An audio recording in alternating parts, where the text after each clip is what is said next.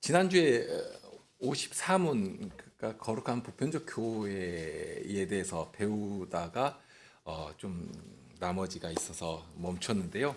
오늘 계속해서 그 내용을 좀 생각해 갈까 합니다. 에베소서 4장인데요. 에베소서 4장 1절부터 16절까지 말씀 읽겠습니다. 그러므로 주 안에서 갇힌 내가 너희를 권하노니 너희가 부르심을 입은 부름에 합당하게 행하여 모든 겸손과 온유로 하고 오래 참음으로 사랑 가운데서 서로 용납하고 평안의 매는 줄로 성신의 하나 되게 하신 것을 힘써 지키라. 몸이 하나이요 성신이 하나이니 이와 같이 너희가 부르심의 한 소망 안에서 부르심을 입었느니라. 주도 하나이요 믿음도 하나이요 세례도 하나이요 하나님도 하나이시니 곧 만유의 아버지시라. 만유 위에 계시고 만유를 통일하시고 만유 가운데 계시도다. 우리 각 사람에게 그리스도의 선물의 분량대로 은혜를 주셨나니 그러므로 이르기를 그가 위로 올라가실 때 사로잡힌 자를 사로잡고 사람들에게 선물을 주셨다 하였도다. 올라가셨다 하였은즉 땅 아랫곳으로 내리셨던 것이 아니면 무엇이냐. 내리셨던 그가 곧 모든 하늘 위에 오르신 자니 이는 만물을 충만케 하려 하심이니라. 그가 혹은 사도로 혹은 선지자로 혹은 복음 전하는 자로 혹은 목사와 교사로 주셨으니 이는 성도를 온전케 하며 봉사의 일을 하게 하며 그리스도의 몸을 세우려 하심이라. 우리가 다 하나님의 아들을 믿는 것과 아는 일에 하나가 되어 온전한 사람을 이루어 그리스도의 장성한 분량이 충만한 데까지 이르리니 이는 우리가 이제부터 어린아이가 되지 아니하여 사람의 괴술과 간사한 유혹에 빠져 모든 교훈의 풍조에 밀려 요동치 않게 하려 함이라. 오직 사랑 안에서 참된 것을 하여 범사에 그에게까지 자랄지라. 그는 머리니 곧 그리스도라. 그에게서 온 몸이 각 마디를 통하여 도움을 입음으로 연락하고 상합하여 각 지체의 분량대로 역사하여 그 몸을 자라게 하며 사랑 안에서 스스로 세우느니라. 지금 성신님을 나는 믿습니다 하는 그 내용 가운데 이제 계속 이어지는 것이 처음에 나오는 것이 하나의 보편적 교회를 거룩한 교회를 믿는다 하는 내용이죠. 그러니까 거룩한 보편적 교회에 대해서 지금 배워가고 있습니다. 그리고 거룩한 보편적 교회를 믿는다 하고 고백할 때 거기에 포함되어 있어야 할 그 신앙의 내용, 우리가 알아야 할 지식이 무엇인가 하는 것을 가르칩니다. 사도신경에서는 하나의 거룩한 보편적 교회 이렇게 고백하는데요. 사도신경을 조금 더 정교하게 다듬어서 우리의 신앙으로 고백한 것이 니케아 신경이 될 것입니다. 니케아 신경에서는 이 교회에 대해서 사도신경보다는 조금 더 발전적인 내용을 담아서 고백하도록 하고 있는데요. 그러니까 사도신경은 하나의 거룩한 보편적 교회를 고백하는데 비할 때에 니케아 신경에서는 거기에 하나가 더 분명하게 첨가가 됩니다. 하나의 거룩하고 보편적이며 사도적인 교회를 고백합니다. 그러니까 사도적인 교회라 하는 내용을 조금 더 선명하게 담아내고 있는 것이죠. 사도행전이라고 해서 그것이 없는 것이 아니라 조금 이렇게 숨겨져 있다면 니케아 신경에서는 필요에 따라서 이것을 밝히 드러내야 할 필요가 있다. 교회적 필요를 인식했기 때문에 교회적 고백으로서 거기에 사도적인 교회다 하는 사실을 아주 명확하게 딱 집어넣어서 그 신경으로 표방을 한 것입니다. 교회가 하나의 교회라 이것은 말할 것이 없습니다. 그리스도의 몸이 갈라질 수 없죠. 나눠질 수가 없습니다. 오로지 그리스도의 영인 한 성신으로 말미암아 세워진 교회이기 때문에 교회는 처음부터 하나의 교회입니다. 그러니까 우리가 주의할 것이 교회는 하나라고 할 때 하나로 만들어가겠다, 우리가 만들어간다 하는 생각을 가질 수가 있는데 교회는 우리가 하나로 만들어갈 수가 없습니다. 오히려 교회는 처음부터 하나의 교회뿐입니다. 그렇기 때문에 사도도 말씀하시죠.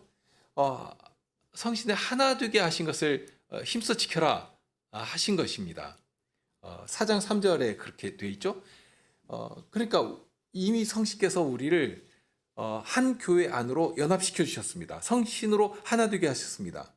그런데 이 하나 되게 하신 그것을 분열시키려고 하는 시도가 늘 있었다 하는 것이죠. 특히 이제 우리가 이게 하나 되도록 우리를 하나 되도록 성식해서 사용하신 가장 강력한 능력이 복음에서 나옵니다. 그러니까 복음으로 부르시고 주님의 몸인 교회로 연합시켜 주셨고 그 실질이 성신의 부르심에서 출발하게 되는 것이죠. 복음으로 부르시는 성신의 사역에 의해서 우리가 한 몸인 예수 그리스도에 연합되고 예수 그리스도의 지체로서 살아가게 되는 것인데요. 그럴 때에 그러한 일에 아주 뭐랄까요, 이렇게 그 암덩어리처럼 스며들어 가지고 자꾸 갈라지게 하고 분열시키고 하는 일들이 늘 있어 왔기 때문에 이제 그 일에 대해서 정말 주의해야 된다. 조심해야 된다. 하나 되게 하셨으니까 그걸 지키는데 아주 힘을 써라 하고 알려주신 것입니다.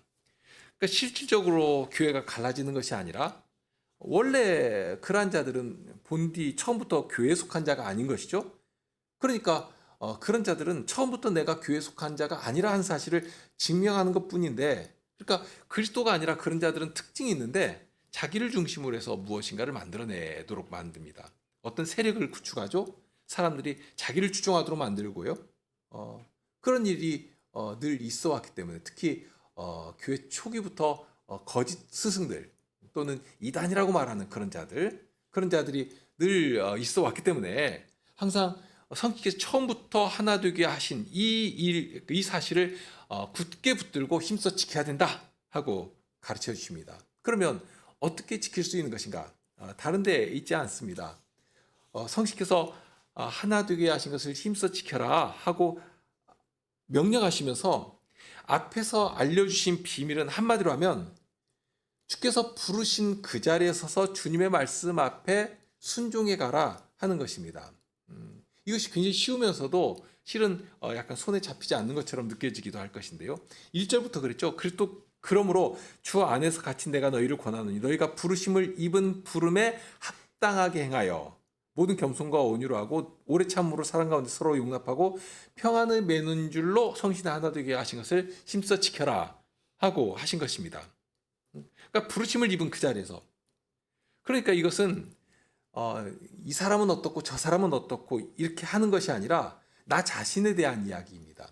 내가 어느 자리로 부르심을 받았는가. 그러니까 첫째로는 부르심을 입은 그 부름에 합당하게 행하라고 하십니다. 그러니까 쉽게 이야기하면 나를 어떤 자리에 부르셨든지 또는 무슨 일을 나에게 부여하셨든지 어떤 은사로서 봉사하게 하셨든지 어떤 직분과 지위에서 나를 이 자리에 세우신 것이든지 그 주신 일에 대해서 내 본분 그리고 내 분복에 대해서 아주 감사함으로 살아가도록 하시는 것입니다. 어떻게 보면 사람의 발전이라고 하는 것은 거기에 대해서 부족을 느끼고 불편함을 느끼고 거기에 불만을 토로하면서 발전한다 이렇게 말하기도 하는데요. 그런데 성경은 전혀 다른 이야기를 합니다. 하나님께 주신 일에 대해서 감사함으로 살아가도록 하십니다. 지족하는 마음을 주신 것, 그것이 경건에 큰 유익이 된다고도 말씀하지 않으십니까? 이것이 꼭 어떤 재산이나 먹고 사는 그런 문제에 대한 것이겠습니까? 자칫 세상의 방식이 항상 불평이 가득하게 하고 남과 비교하면서 거기 시기심에 막 안달하도록 만드는 그런 세상이죠. 굉장히 교묘하고 악한 방식인데요. 그것이 우리의 평안을 너무나도 쉽게 빼앗아갑니다. 마귀의 방식인 것이죠. 특히 비교할 때 보면 정말 참 부끄러운 일들에 대해서 많이 비교하고 마음이 상하고 뭐 재물, 세상의 유행, 세상 가치 이런 것들에 대한 것들입니다. 그러니까 생명을 살리기 위해 주시는 진리 안에서 힘을 얻고 그 일에 대해서 내 마음에 강한 충동을 가지고 움직여가는 것이 아니라 세상이 심어주는 것들을 가지고 서로 비교하고 조금이라도 나은 것이 있으면 무슨 비교 우위라도 점한 것처럼 막 자고하고 이렇게 그런 것 가지고 막 판단하겠다 하는 것입니다. 그렇게 되면 주께서 주신 은혜에 대해서 감사할 줄을 모릅니다. 정말 자문의 말씀처럼 다고다고 하는 거머리와 같이 되는 것입니다. 만족함을 모르게 되는 것이죠. 그러나 사도는 지족하는 자에게 주시는 경건의 유익에 대해서 말씀했지 않습니까? 그러니까 이것은 자기 합리화시키라 하는 그런 말씀이 아닙니다. 여기는 정말로 자기에게 부여하신 사명. 음. 그러니까 나에게 나를 무엇 때문에 이 자리에 세워주셨고, 무엇 때문에 이것을 나에게 주신 것인가. 그러니까 사명에 대한 인식, 교회 아에 대한 인식, 이런 것들에 대한 각성이 굉장히 중요합니다. 그리고 더불어서 성신께서 주시는 은사의 비밀에 대한 지식이 따라야 합니다. 정말 어떻게 보면 마치 비밀 결사대와 같은 자들이거든요. 세상이 모르는 비밀을 우리에게 알려주시면서 그 비밀한 무기를 우리에게 딱 주시는 것입니다. 그런데 자칫 그것을 딱 손에 들고서는 하나님께서 왜 주셨는가? 이것도 잊어버리고 무엇 때문에 주신 것인지 또 어떻게 사용해야 되는지 그 방법까지라도 잊어버리는 것입니다. 그렇게 되면 결국 남들 하는 식으로 세상 것이라도 붙들고 살아갈 수밖에 없는 것입니다. 그렇게 되면 얼마나 비참하고 불쌍하게 됩니까? 구원받은 그 본의를 다 잃어버리는 것이죠. 근데 교회로 세우신 받은 주님의 그 부르신 사랑의 부르심을 정말 그 가볍게 만드는 것입니다. 그런 식으로는 우리가 세상을 이길 수가 없죠. 그러니까 세상의 방식으로는 우리가 세상을 이길 수가 없다. 그러니까 세상의 것을 흠모하면 오히려 더 비참하게 될 수밖에 없지 않습니까? 그러니까 사도가 그렇게 간곡하게 부탁하신 것처럼 정말 주 안에서 자랑해라. 주 안에서 자랑하도록 주신 은혜가 너무나 풍성한데 그것에 대해서 무엇 때문에 주신 것인지 그리고 주님 앞에서 그것을 붙들고 살아가면서 주님의 영광된 이름을 높이는 그 일에 살아가지 않으면 정말 주 안에서 자랑하라 하는 이 말씀이 무색하게 되는 것입니다. 우리는 하나님의 백성으로 새롭게 된 자들입니다. 하나님께서는 하나님의 이름을 위해서 우리에겐 세상이 알지 못하는 은혜로 돌보시면서 은사로 함께 하시면서 사명을 이루도록 해주셨습니다. 사도가 여기서 전하는 비밀이 이제 그런 것입니다. 말씀을 주시고 성신님으로 함께 하시는데 성신의 은사를 우리에게 주시면서 모든 일을 할 때 성신의 은사로 봉사하도록 해주셨습니다. 성신의 독특한 능력이 은사와 함께 나가는 것이니까요. 그러니까 이건 사람의 방식과는 너무나 다릅니다. 생각지도 못하고 기대하지 못한 그런 아주 유익하고 선한 결과들이 나오게 되는 것이죠. 그렇게 되면 내 것, 내 힘, 내 능력 가지고 무엇인가를 해서 어떤 결과를 도출했다면 나를 자랑하게 될 것입니다. 그런데 주의 성신의 은혜로만 그리고 그분께서 주시는 은사로만 봉사해서 그런 선한 결과가 나왔다면 그 결과 앞에서 사람의 모든 자랑은 다 숨어 들어가게 되는 것이죠. 오로지 정말 주 안에서 자랑하게 되는 것입니다. 감사하게 되죠. 그리고 하나님께만 감사하는 것이 아니라 그 일로 인해서 성도들을 더 높이 세우며 성도에게도 감사하게 되는 것입니다. 이것이 하나로 묶여져 있는 비밀입니다. 이 하나의 교회라 하는 사실에 담긴 내용만 말해도 참 배워야 할 비밀이 참 많고요. 그러니 기회가 되는 대로 계속 할 것인데, 자, 교회는 하나인 교회인 것이고요. 무엇보다도 거기에 선포되는 말씀이 진리 안에서 동일한 말씀이 선포되어야 합니다. 그리고 그 말씀이 전해질 때 우리가 주의해야 할 태도가 자칫 높은 마음. 그러니까 여기 그 다음에 이어서 하신 말씀이 그거잖아요. 겸손하고 온유한 마음. 이것이 아니라 높아진 마음을 가지는. 특히 이제 우리 독립개혁 장로교회나 독립개신교회가 넘어지기 참 쉬운 부분이 있는데 우리는 참 많은 것들을 받았지 않습니까? 정말 언뜻 비교해도 참 많은 걸 받았습니다. 그러면 그런 데 대해서 묘한 이렇게 자부심, 자긍심 뭐 이런 게 생겨버리는 것입니다. 특히 우리 목사님은 말씀을 참 잘 전하신다. 뭐 말씀이 깊고 해박한 그렇게 다른 교회에서는 들을 수 없는 그 놀라운 말씀을 전한다 하는. 그러니까 말씀을 높인다고 하면서 보면 목사를 더 높이기도 하고 그렇게 되면 마치 고린도 교회가 분열되어 버린 것처럼 그렇게 되는 것입니다. 나는 아볼로파, 나는 게바파, 나는 바울파, 심지어 나는 그리스도파 하면서 그렇게 되기가 참 쉬운 것이죠. 그래서 겸손한 마음으로 해야 하는 것인데 그것을 겸손한 마음을 가지고 나가는 것이 아니라 결국 어떤 분파를 형성하는 그런 모습을, 그러면서 교회를 가르는 일을 하기가 참 쉬운 것입니다. 그러니까 자기 자랑하고 자기를 높은 자리에 두어두기 위해서 어떤 차별성을 만들어내고 부각시키고 그런 구별점들을 자랑하려고 하는 그런 일이 있는 것이 사실이고요.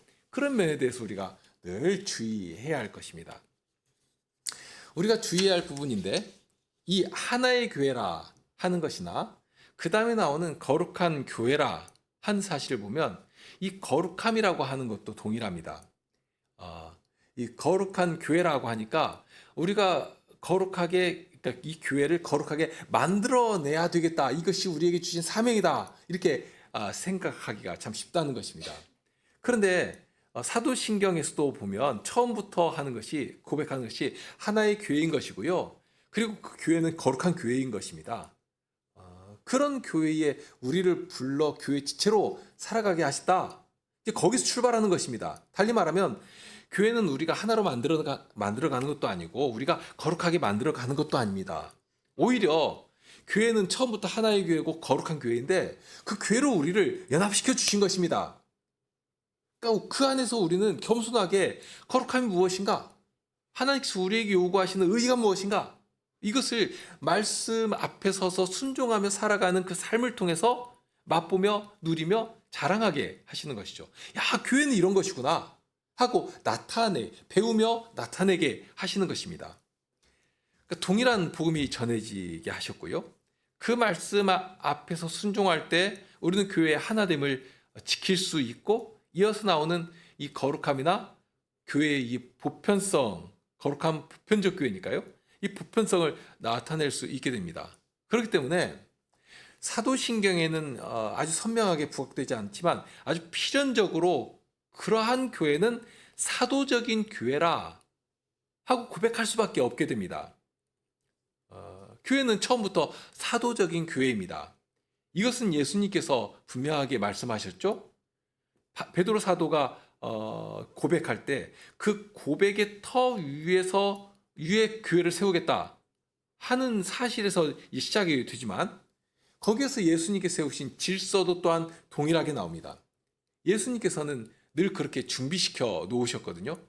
그러니까 처음부터 교회를 세우실 때 그냥 아무에게나 맡기신 것이 아니라 특별하게 훈련시키시고, 그러니까 먼저 부르시고 훈련시키시고 준비시키시고 그러한 자들에게 성신님을 부어주시면서 그들을 통해서 복음을 전하도록, 그러니까 첫 걸음이 그들을 통해서 이루어지도록 해 놓으셨습니다. 그러니까 예수님께서 준비시켜 주시고 맡기신 이 사도들이 전해준 그 복음의 터 위에 서 있어야지만 하나의 교회, 거룩한 교회, 보편적인 교회가 나올 수 있는 것입니다.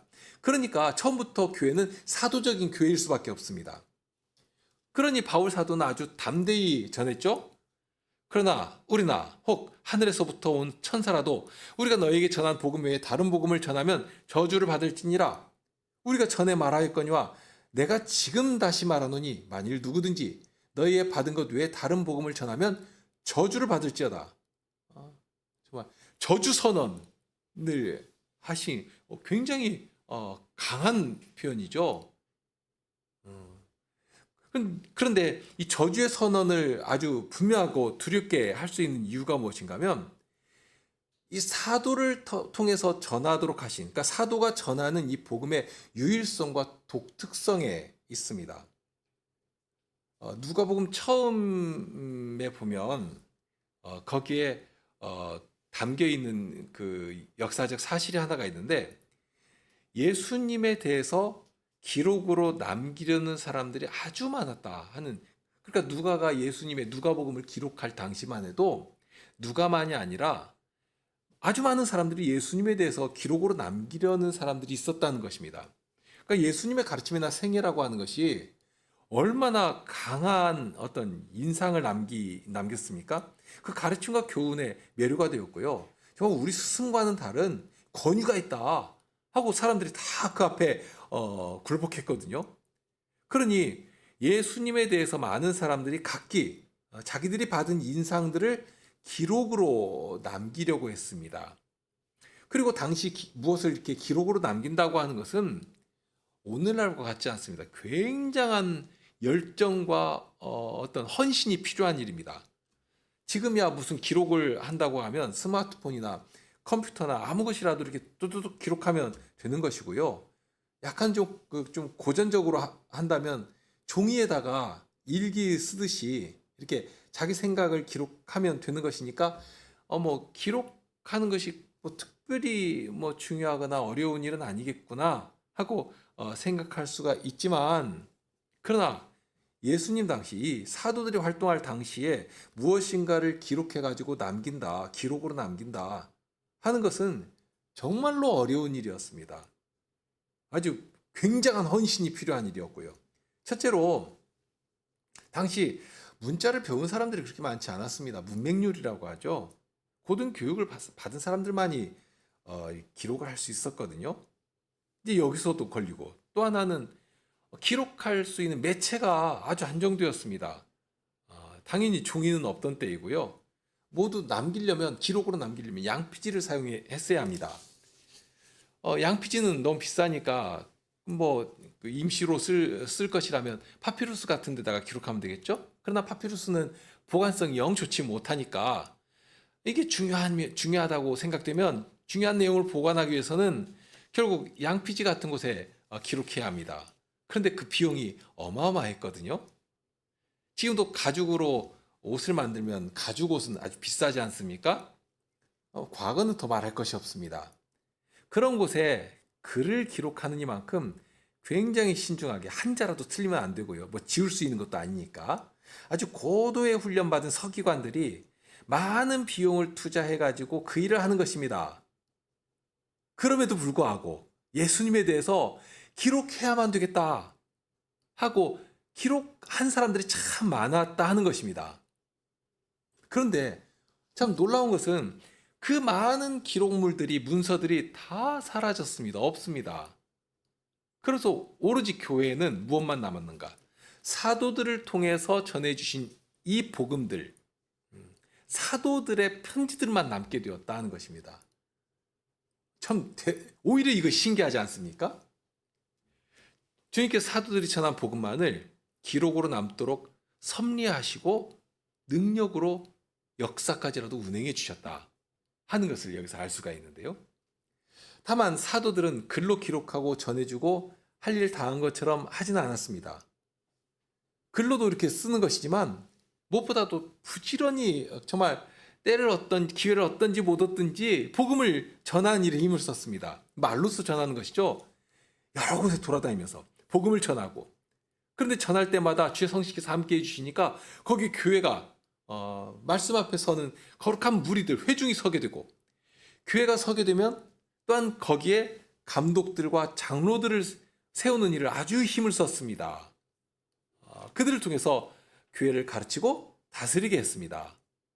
결국 글로 남겨진 복음만이 아니라 교회라고 하는 실체가 거기 서도록, 그리고 그 교회를 통해서 사도들이 전한 복음이 성도들에게 그 사회 속에 힘있게 전해지도록, 그러니까 예수님 말씀을 전하고 그 말씀으로 질서를 세우고 예수님께서 말씀하신 교회적 사명을 이루는 그런 그 실질적인 교회의 모습이 거기 서가는, 이렇게 해 간 것이죠. 그러니까 사도적인 교회라고 할 때는 무엇보다도 이렇게 사도가 전한 복음의 터 위에 서 있는 교회다 하는 그런 의미가 있습니다. 그러니까 사도가 복음을 전하니까 그 결과 거기에 교회가 서게 되었고, 그리고 거기에 성도의 사귐의 실체가 드러나게 된 것입니다. 사도가 전하는 말씀을 온 교회가 아주 즐겁게 들었고요. 또 그 말씀으로 살아가는 성도의 사귐, 이 거룩한 사회가 거기 형성되게 된 것이죠. 이것이 사도적인 교회입니다. 이것은 이제 55문과도 연결되는데요. 이제 다음 시간에 이제 하실 것이고요. 아무튼 성도의 교제의 출발은 이 하나의 거룩하고 보편적인 교회라 하는 터 위에서 하게 되어 있습니다. 이 내용으로 이제 가기 전에 이렇게 사도적인 교회라고 할 때에 교회에 나타난 또 다른 증거가 있는데, 이단이나 거짓된 가르침에 대해서 진리로 분별하는 중심의 이 사도적인 교회가 있었습니다. 앞에서 인용한 말씀에서도 우리가 바울 사도가 한 우리가 전한 복음, 그러니까 사도가 전한 복음 외에 다른 복음을 전하면 저주를 받는다. 저주가 있을 것이다. 하고 저주 선언을 했는데요. 그러니까 이 사도가 전한 복음 외에 이질적인 거짓된 다른 복음을 전하는 일에 대해서 교회는 그만큼 민감하고 아주 신중했습니다. 사도적인 복음이 전해질 때에는 한때만 종교적 열심이 흥황한 것이 아니고요. 성신의 돌보심 가운데 역사를 뚫고 나가는 거룩한 실체가 있었으니까요. 니케아 신경도 말씀드렸지만 삼위 하나님에 대한 고백, 특별히 이 니케아 신경은 예수님의 신성과 인성에 대해서 아주 명확하게 밝히고 있거든요. 그런데 이렇게 명확하게 밝힐 수밖에 없었던 이유가 뭐냐면 그 당시 어떤 사람들이 교묘한 말로 그러면서 그 교묘한 말을 하는 사람들은 굉장히 뛰어난 사람들이었습니다. 그런 사람들이 스승인체 하고서 교회에 들어와서 예수님이 하나님이 실수가 없는 것이다고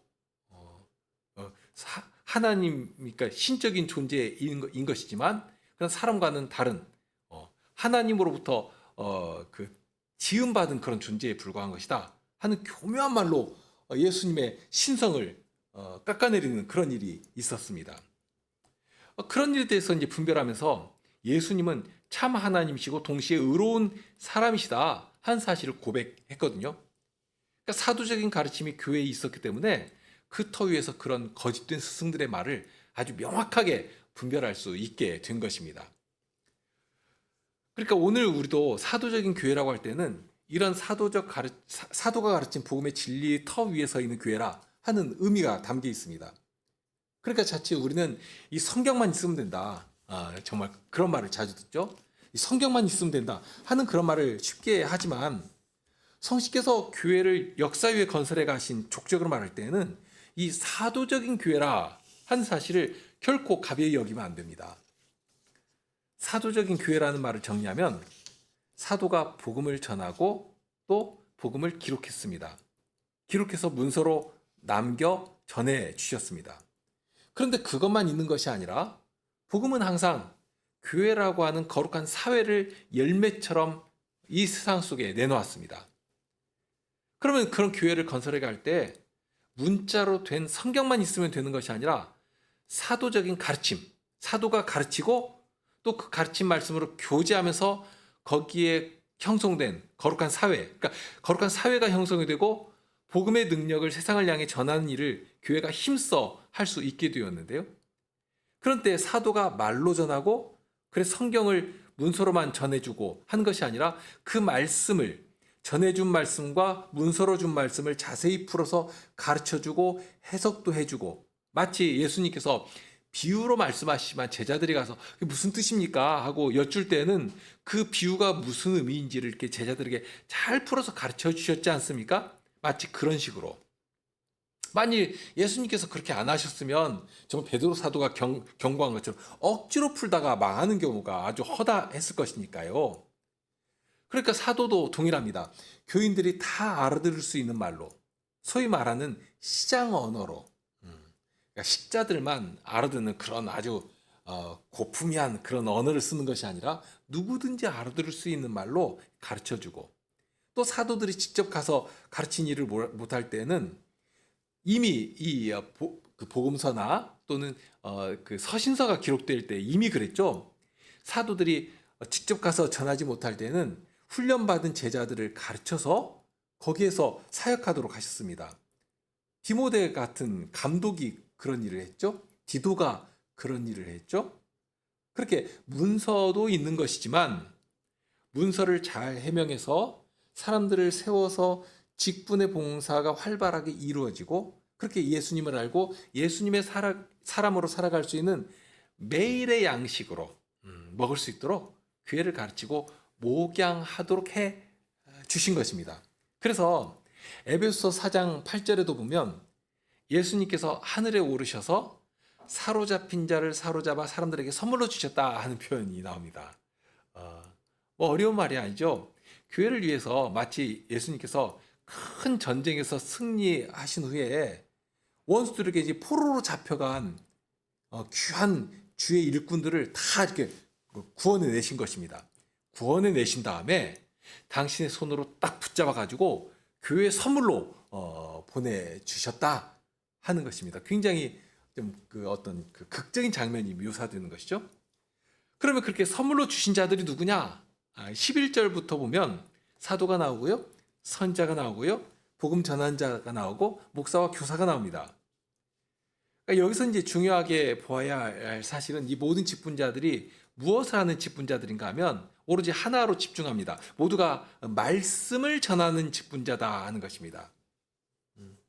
특히 이제 교회가 서게 된 후에는 교회에서 말씀을 가르치고 훈련하며 다스리는 일을 이 직분자들이 하도록 해 놓으셨습니다. 말씀을 전하며 들으며 그 말씀으로 살아가는 일을 이처럼 정말 처음부터 아주 귀하게 여기고 그 일에 힘을 썼다 하는 것을 알 수가 있죠. 이제 그 다음에 나오는 말씀은 이미 우리가 여러 차례 배운 일도 있고요. 그러면 그렇게 해서 무엇을 하는가? 12절에 보면 이는 성도를 온전케 하며 봉사의 일을 하게 하며 그리스도의 몸을 세우려 하심이라. 그리스도의 몸을 이제 세우려고 하시는 것인데 성도를 온전케 하고 봉사의 일을 하도록 해서 스스로 그리스도의 몸으로 이게 작동하게 하신다고 했습니다. 그렇기 때문에 목사라고 해서 어떤 높은 자리에서 대접받도록 그렇게 하신 것이 아니라 가장 앞서서 봉사의 정신을 가지고 충성하도록 봉사의 본을 보이도록 거기 두신 것입니다. 그리고 그렇게 해서 나오는 결과물이 13절인데요. 우리가 다 하나님의 아들을 믿는 것과 아는 일에 하나가 되어 온전한 사람을 이루어 그리스도의 장성한 분량이 충만한 데까지 이르리니. 그리스도의 장성한 분량이 충만한 곳이 어떤 곳인지 감히 상상도 못합니다. 어떤 것인지 우리가 어떻게 합니까? 정말 이 미천한 머릿속에 예수님에 대해서 조금만 알아도 그 지식이 너무 큰 것인데, 근데 정말 충만한 가득가득 해가지고 막 넘쳐나는, 근데 어떻게 그렇게 되는 것인가? 하나님의 아들을 믿는 것과 아는 일에 하나가 되어서 온전한 사람을 이루어서 그런 데까지 자라게 된다는 것입니다. 그러니까 믿는 것과 아는 일에 하나가 되는 것이 굉장히 중요한데요. 이것을 달리 말하면 나 혼자서는 깨달을 수 없고 나 혼자서는 이룰 수 없다 하는 것입니다. 성도들이 한 교회를 이룰 때 그리스도 안에서 한 몸으로 세워져 갈 때 그것이 되는 것입니다. 연합해서 함께 그렇게 한 진리 안에서 함께 자라기 위해서 그 복되고 아주 귀하고 영광스러운 일을 위해서 사도들이 전해주신 말씀이 있고 그 말씀을 목사가 가르치고 할 때에 부지런히 이 성도는 그 말씀으로 양육받아야 하는 것입니다. 그러니까 교회는 무엇보다도 이 일에 힘을 써야 합니다. 그렇게 할 때에 14절에 이는 우리가 이제부터 어린아이가 되지 아니하여 사람의 괴술과 간사한 유혹에 빠져 모든 교훈의 풍주에 밀려 요동치 않게 하려 함이라. 그러니까 이미 이 바울 사도가 활동하던 당시에도 벌써 말만 앞서고 행하지 않는 사람들이 참 많았습니다. 그러니까 머리로만 아는 것이죠. 그러면 이제 문제가 뭐냐면 이상한 이론이 들어오면, 그러니까 항상 말 잘하는 사람들이 이렇게 있지 않습니까? 말이 번들어한 사람이 와가지고 이상한 소리를 하면 와 새롭고 신기한 이론인가 보다 하고서는 그냥 쑥 빠져 들어가는 그런 일이 참 많았습니다. 그런데 오늘날도 동일하거든요. 이상할 정도로 그런 일이 많이 일어나고 사람들이 정말 쉽게 빠져들어갑니다. 그러니까 지식으로만 알려고 하는 거 그거 대단히 주의해야 합니다. 그러면 그것이 쉽게 말해서 어떤 체육 활동을 할 때 이론으로만 알면 그거 내 것 아니지 않습니까? 이론으로 다 모를지라도 한번 해봐야지 이게 이런 것이구나 하고 몸으로 체득이 되는 것이죠.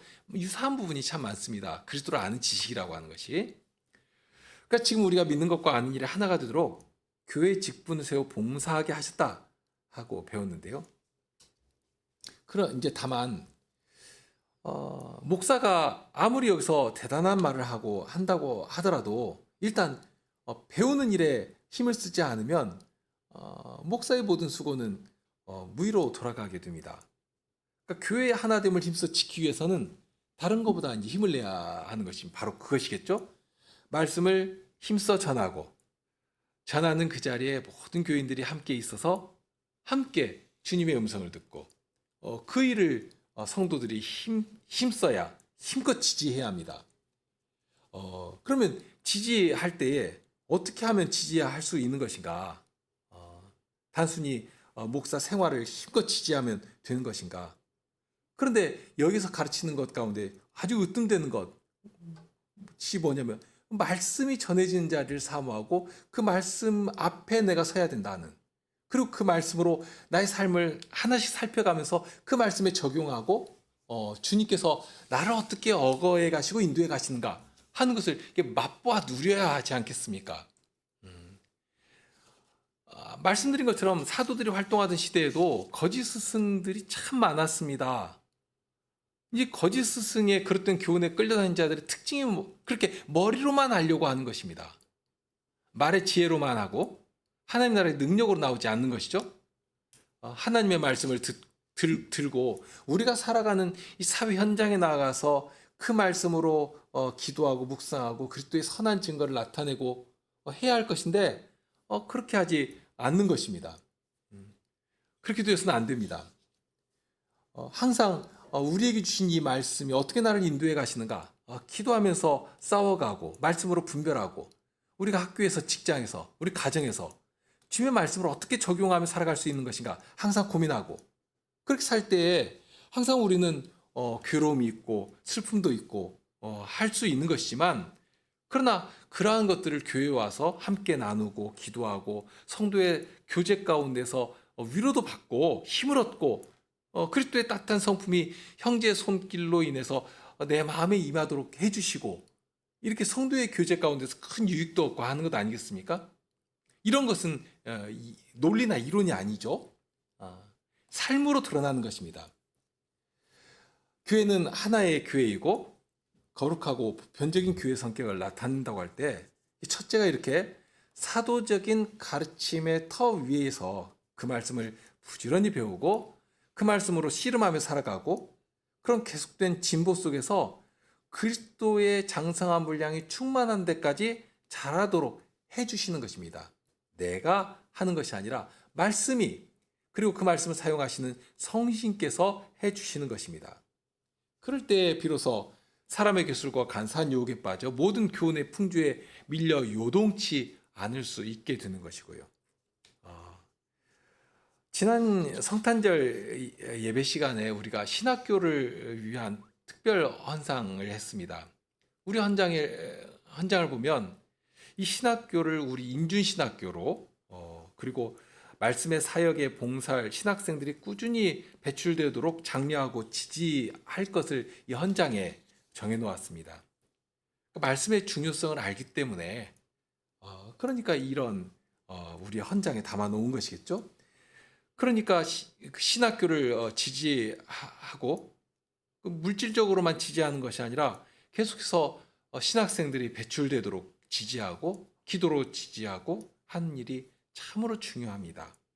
강단에 공백이 생기면 그 교회는 망합니다. 사라지는 것입니다. 뒤로 물러나서 나 혼자서도 묵상하고 말씀 공부할 수 있으니까, 그러니까 나는 교인 노릇 할 수 있다 하고 이상한 이론을 할 수도 있겠는데, 그것은 교회가 아니거든요. 교회는 말씀이 전해지는 그 자리에 서서 말씀의 다스림을 받는 성도의 사귐, 거룩한 사회를 형성해 나갈 때 그것을 보편적 교회라 하고 말할 수 있게 되는 것입니다. 그러니까 그런 일을 위해서 우리는 항상 관심을 가지고 살피고 물질적으로도 지지해야 할 것이지만 신령한 면에서도 항상 지지하는 일에 힘을 써야 할 것입니다. 자, 아무튼지 다시 한번 우리의 예배 모임도 전보다 더 강한 열정을 가지고 힘을 낼 수 있도록 사모하시고 기도도 하시고, 또 어떤 때에는 좋은 아이디어가 있다면 그것도 함께 나누시면서 더욱 교회의 모임이 발전할 수 있도록 그런 일에 대해서 지혜를 구하시고 자꾸 우리의 이 시간들을 유익하도록 우리의 마음과 정신을 그렇게 교회를 위해 사용하는 시간들이 된다면 참 좋겠습니다. 그렇게 주님께서 우리를 선한 은혜 가운데 이끌어 주시기를 구하게 됩니다. 우리 함께 기도하시죠.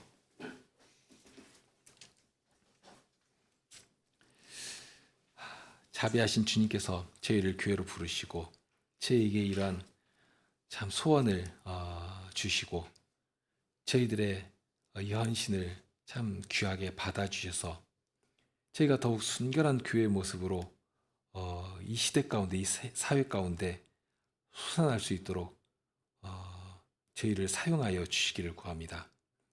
저희 안에 이루어지는 모든 성도의 교제가 진정 진리 안에서 이루어지게 하시고 그리하여서 그리스도의 어떠하심을 맛보며 누리며 위로를 받는 그런 교제, 사귐의 자리가 되게 하시고 그리하여서 저희들이 어디에 나갈지라도 말씀으로 살아가는 실질을 나타냄으로 말미암아 저희는 예수 그리스도의 오로지 하나인 교회요, 거룩한 교회요, 보편적인 교회이며 또한 사도들의 가르침의 터 위에 서 있는 교회임을 잘 배우며 나타낼 수 있도록 하여 주시옵소서.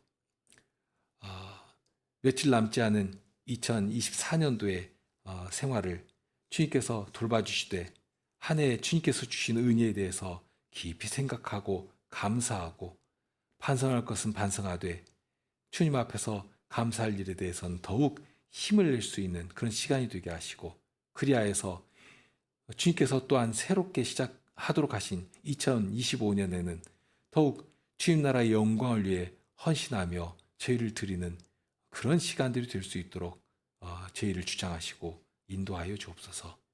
우리 주님 예수 그리스도 이름으로 기도드립니다. 아멘.